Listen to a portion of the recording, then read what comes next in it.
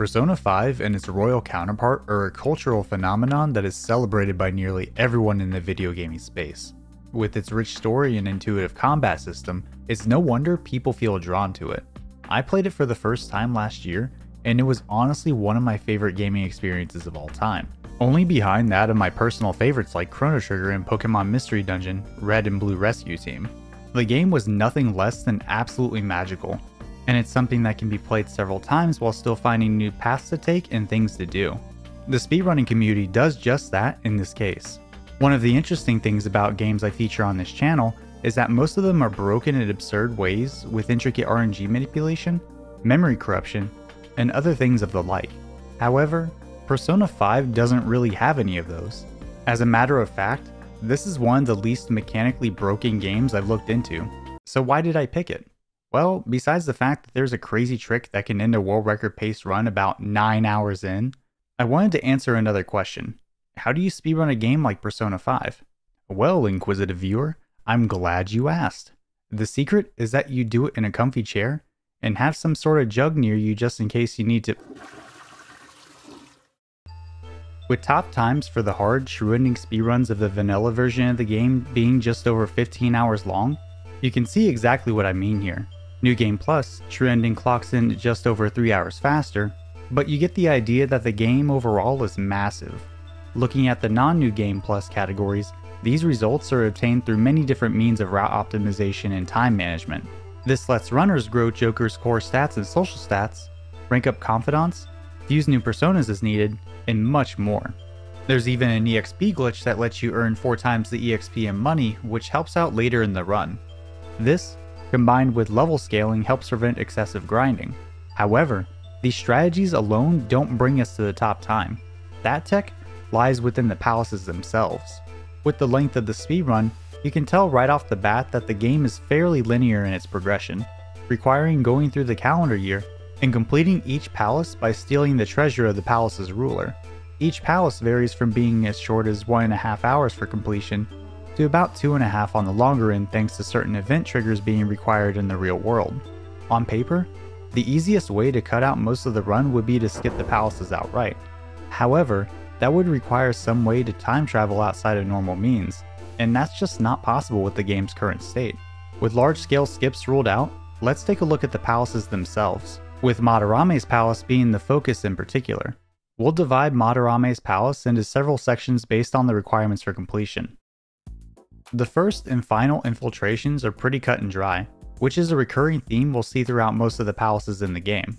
There's no way to bypass the main scripted events that will take another day to complete, and the palace is resolved on the final infiltration after the calling card is sent.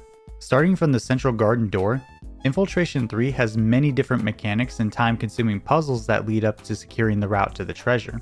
Normally, in the Treasure Hall Lounge, you would need a password to continue into the Treasure Hall Gallery.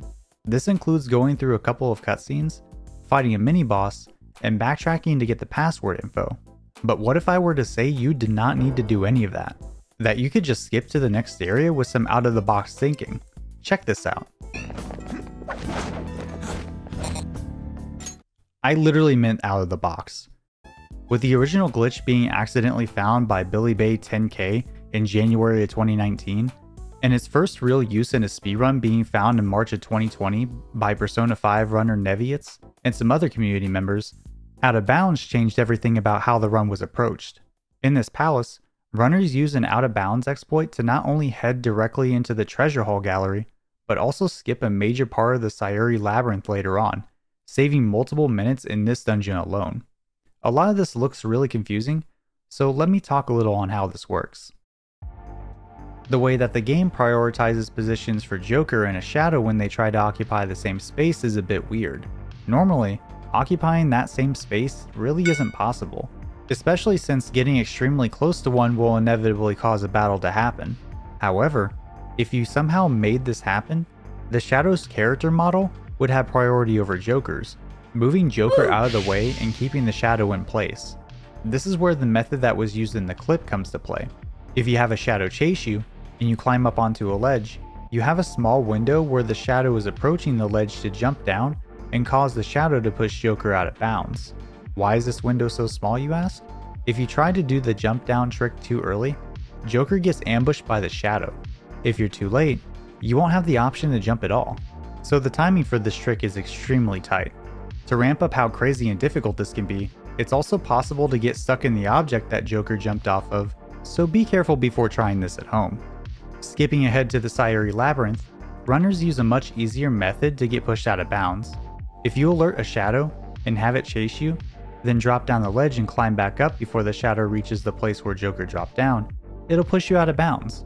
The timing is less specific with this one, but the idea is similar. However, being ambushed is a possibility due to Joker not clipping through a wall, and the shadow still being able to detect and interact with him at that specific point before going out of bounds. Runners prevent this from happening by using the auto heal button, where the prompt prevents the shadow's attack from hitting the player. Getting back in bounds can be a bit weird at times, but you are still able to interact with objects and event triggers while out of bounds. In the cases of the ones done in Madarame's palace, entering the other side of the door in the treasure hall lounge to transition to the gallery does the trick, and being at a certain point along the stairs in the labyrinth places Joker back in bounds as well. Speaking of stairs, these will be pretty important in Kanashiro's palace, so pay attention. Like Madarame's palace, this one also has 2 out of bounds exploits that let the runner skip parts of the dungeon. However, the gains from doing these are much more compared to the previous dungeon thanks to where these skips are done. In the front hall when the main infiltration is being done, there's a room where the drop down out of bounds method can be performed, skipping the keycard needed to get into the bank's basement. In the middle of the out of bounds, we see Joker moving along some stairs, and interestingly enough, they still move him up and down despite being out of bounds and not directly on the stairs.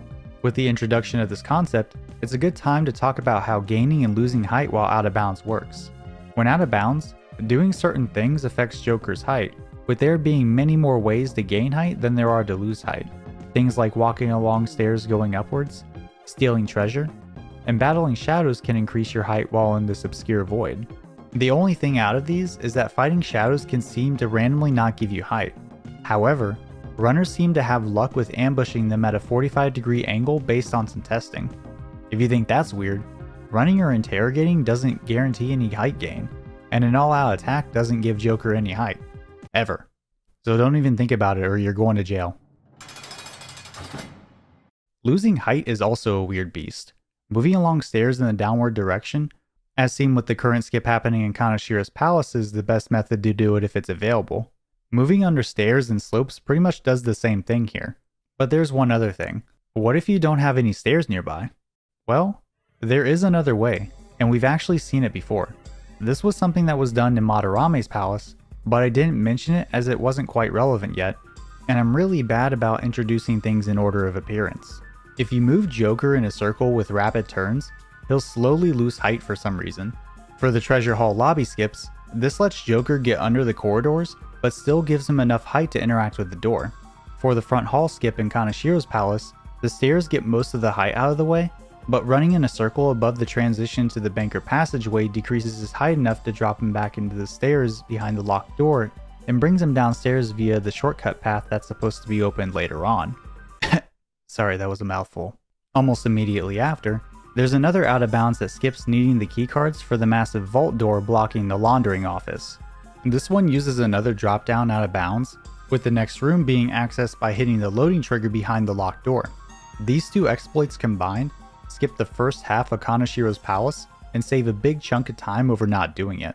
Now that we know how out of bounds works, and the first 2 palaces that it's useful in are out of the way, let's take a look at how Futaba's palace is affected by these exploits. There are 3 skips that Persona 5 speedrunner Dark Kefka does in his world record, but the one that skips the first ballista early on is a quick out of bounds that only saves about 5 to 10 seconds. Not really required for a top time, one would say, but it's still really cool to see. As for the others, they present massive time save. The binary puzzle in the Chamber of Guilt requires reading a tablet and changing the ball colors on the various coffins to match what's displayed on the tablet. This can be quite slow, so there's an out of bounds near the beginning to skip the entire thing. Later on in the Chamber of Sanctuary, you can skip the Mott mini-boss with another out of bounds. The boss can be a bit problematic and take a few minutes to beat and push through the level ups, so the quick turn method is used to drop into the room beyond the cutscene trigger and the fight never happens. It's important to know that while these skips do save immediate time over not fighting some bosses in shadows, some time is lost over having to do alternative strats for later parts of the run. Different fights being taken to catch up on some experience, or having to do certain fights differently based on having lower character stats at that point. For example, back in Kanashiro's palace, when skipping much of the earlier part of the dungeon, it makes the later battle with Trio Key very difficult and more random. Moving along, we do have a few more palaces to go, but I will give an overall estimate of the time saved closer to the end of the video. After saving Egypt and playing children's card games to clear the palace, Okumura's palace is next on the list of things that end up being broken. There are two major skips in this one, with the first being in the facility passageway. This out of bounds clip is considered to be the most difficult one in the game, due to how many things are required to not only set up the OOB, but to actually skip needing the director's keycard for the elevator into the facility surroundings. First, the security level has to be at 70% or higher. This is required to spawn additional shadows to fight and gain height while in the out of bounds state. It's also required to lose some height before getting into a fight with one of the shadows, as Joker would end up being too high to clip into the elevator floor that needs to be interacted with later. Finally, a shadow needs to be respawned from out of bounds and attacked at a very specific angle to make the next shadow spawn out of bounds. Whenever you're at security level 70% or higher, new shadows will spawn when a fight is completed, which is why it's required before going out of bounds. After making it chase you to the elevator room, it's fought to gain height, and it barely allows us access to the elevator. The fact that all of this works in a way to skip a major part of the palace is honestly a miracle, and getting it during a world record pace run is no simple task, which is why many consider this to be the major run killer almost 9 hours into the game. I personally would avoid this if I ever ran the game, because losing ridiculous amounts of time over reloading and trying the trick again just to fail would be infuriating in the least. So kudos to the runners who had the patience and skill to go for such an unforgiving trick. Going to a much easier and less stressful skip, the first arm puzzle in the export line room can be bypassed by doing a drop down clip and losing height through various objects near the end of the room. This allows runners to open the door past all the mechanical arms and enter the export line without doing any of the puzzles. Now for our final palace in Persona 5 that we'll be talking about today, Sai's Palace is a multi-layered minigame nightmare that can take quite some time to beat. With the same idea as before, runners cut this down to size with a couple of out-of-bounds tricks. In a staff passageway where the member's keycard is located, a drop-down out of bounds can be done. With a few instances of gaining height off of sets of stairs and treasure stealing, the trigger to get the card can be activated from out of bounds. Runners then warp back to take the elevator up without disturbing some of the mini-bosses required to progress. The other one isn't done in the hard True Ending record, but it is done in the shorter New Game Plus True Ending record by Neviatz.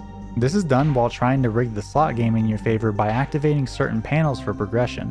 One of these panels can be activated a little bit faster via an out of bounds exploit in the slot room for a minor time save.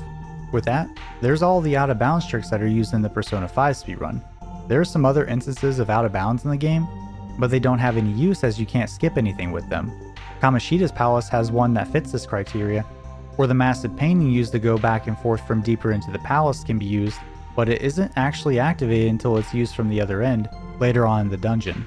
If you thought that these tricks would shave off hours, giving your experience with the game, you'd probably be correct.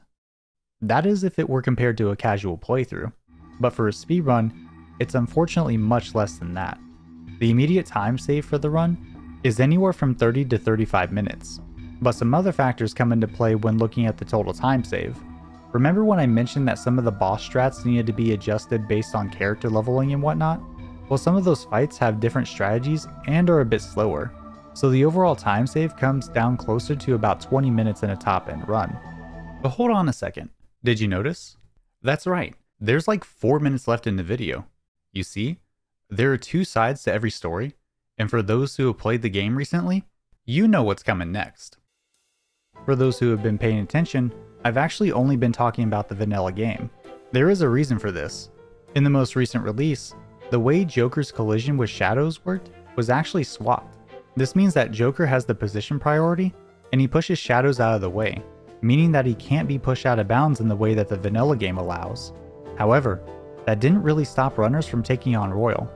On May 12th, 2020, Persona runner Furry Wolves was messing around with the prospect of out of bounds in Royal. due to the major findings from the vanilla game being found a month and a half prior. She was able to use the ledge grab method while in the game's final palace, but something was off. The outcome wasn't the same as what happened in the vanilla game, and it was a bit harder for Joker to move around initially after doing the trick. Due to the restrictive nature of this find, for a while, Persona 5 Royal out-of-bounds prospects were pretty much tossed aside. That is until December 9th, 2020. A new method was found to go out of bounds. Runner Furry Wolves posted a clip and screenshot in the Persona speedrunning Discord from a streamer by the name of Fetch Games Live. This screenshot showed Joker being pushed through the ground after the battle with the Shadow. So over the course of the next month, the community went to work trying to find a consistent way to get Joker out of bounds. And on January 2nd, 2021, Furry Wolves did this in Madarame's palace.